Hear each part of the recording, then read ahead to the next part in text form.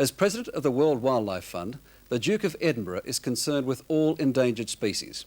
But he has a special interest in Australia and is not frightened to pull rank and come to the rescue of our birds and animals.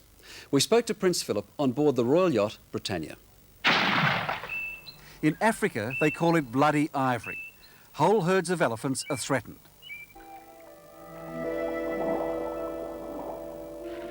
In Canada, it's blood on the ice. Baby harp seals clubbed to death for fashionable fur coats. In Australia, it's fear that the Great Barrier Reef will be destroyed by oil drillers.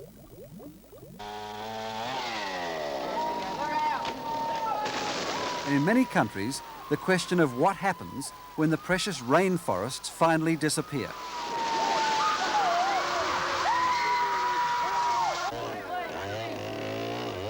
Just a few of the issues that trouble conservationists everywhere,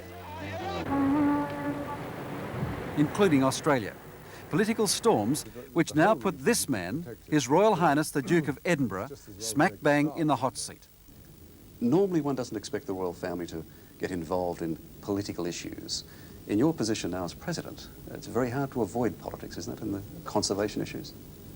Well, it's almost impossible to avoid politics if you open your mouth at all, short of saying rhubarb, because practically every issue is political in the sense that it's of public interest. There's a big difference between what is political and what is party political. And I don't think that conservation is party political. What's a conservationist then? How would you describe a conservationist? Well, I think somebody who's concerned that at least the human population doesn't disturb the normal balance of nature on this planet more than necessary. For the past 20 years, Prince Philip has roamed the world as a passionate defender of endangered animals.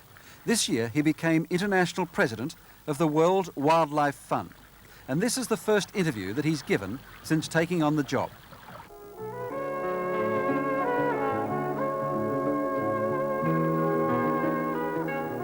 Till now, the fate of the Great Barrier Reef has been dumped squarely on the plates of both the federal government and Queensland's Premier Joe Bjelke-Petersen.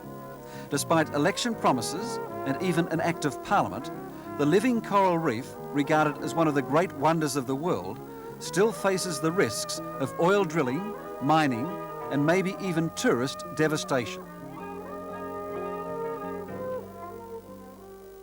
Are we dragging the chain on it? Are we going too slowly? Well, I honestly wouldn't know.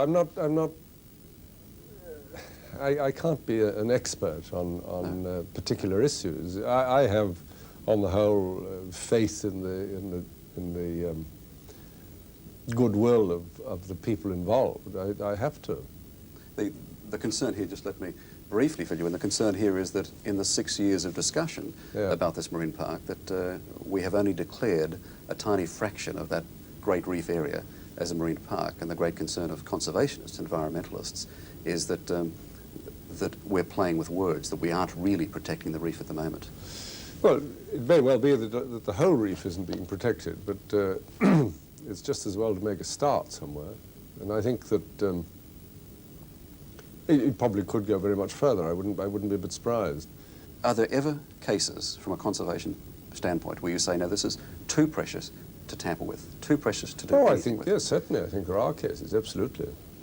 And the Barrier Reef wouldn't come into that? Well, I mean, the Barrier Reef, the thing is to decide how much you're going to include in it. It's after all, it's a biggish piece of property. Are you going to apply that to the whole thing, and where are you going to delineate? I mean, where are you going to make sure, where are you going to put the actual limits?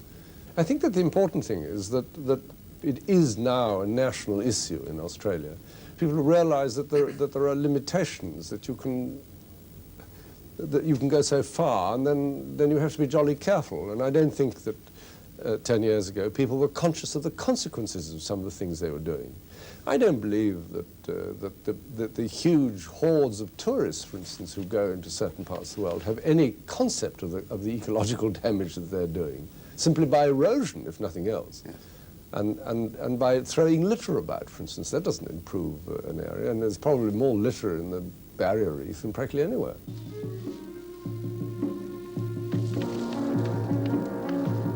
But where animals are in jeopardy, there can be no compromise.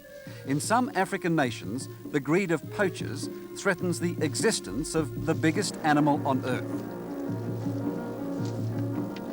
And some of the worst excesses of wholesale slaughter have been carried out in countries represented at the CHOGM conference in Melbourne this weekend.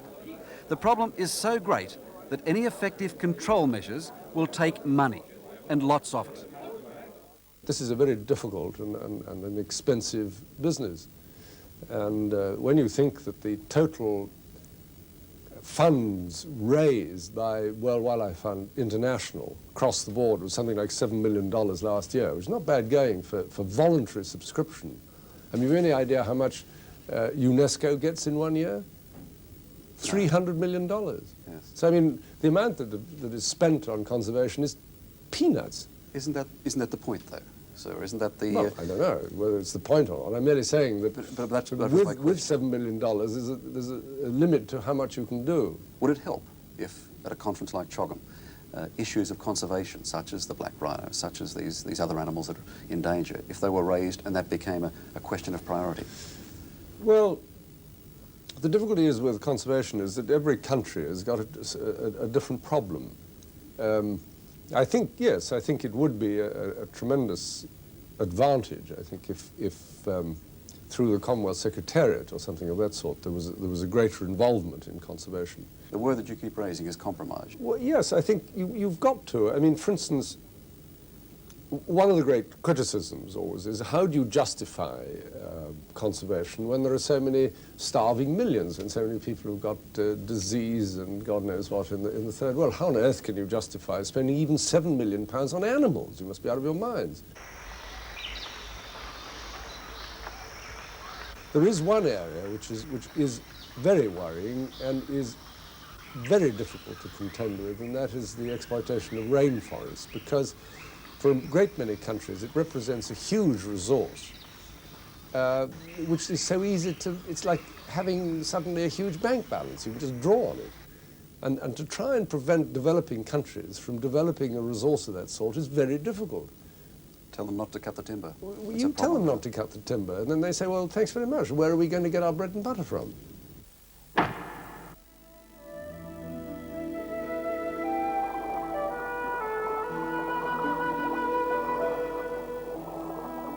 Canadian hunters get their bread and butter from killing baby seals.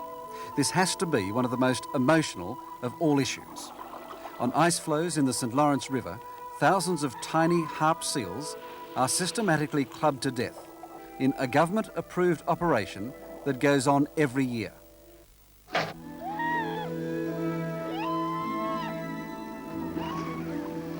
Surprisingly, Prince Philip insists that this seal harvest is not at odds with conservation, though he prefers to dodge the question of just how humane the killing is. From a conservation point of view, there really is no problem because it's been done for hundreds, probably thousands of years. And provided the numbers, the crop taken is a sustainable yield, there's no problem from a conservation point of view. The argument is to do with animal welfare. Is the way in which this population is being cropped, is it humane? Just let me get you right. If, for example, the killing of the harp seals, you don't disapprove of per se, it's the way it's done. Don't include me in this. We're now talking about conservation. Yes, from a conservation point of view, it's of no consequence, or very little consequence. The emotional argument is how you do it. That's what I'm getting at. Despite his constant appeals for the protection of animals, Prince Philip takes a tough, uncompromising line against those that were introduced to Australia in the pioneering days. The buffalo, the donkey, the goats and wild pigs, which now threaten Australian native animals and plants. In fact, he endorses the policy of wiping them out.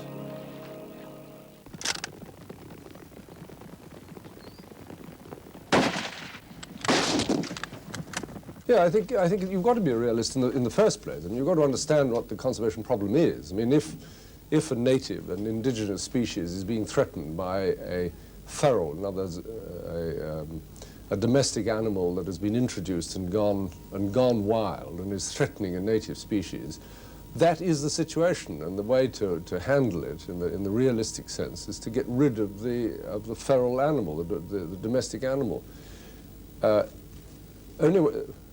the conservation conclusion. That's the only one you can come to.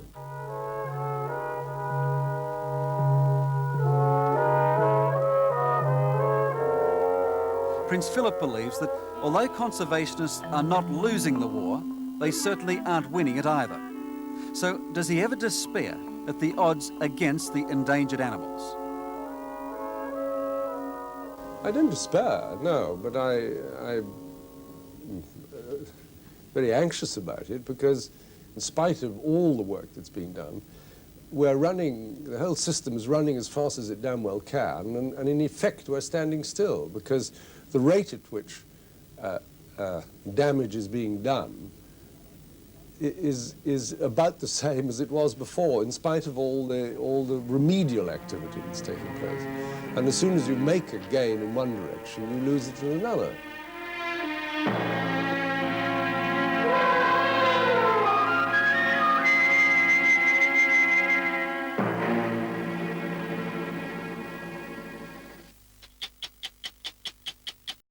Hello, I'm Liz Hayes. Thanks for watching. To keep up with the latest from 60 Minutes Australia, make sure you subscribe to our channel. You can also download the 9 Now app for full episodes and other exclusive 60 Minutes content.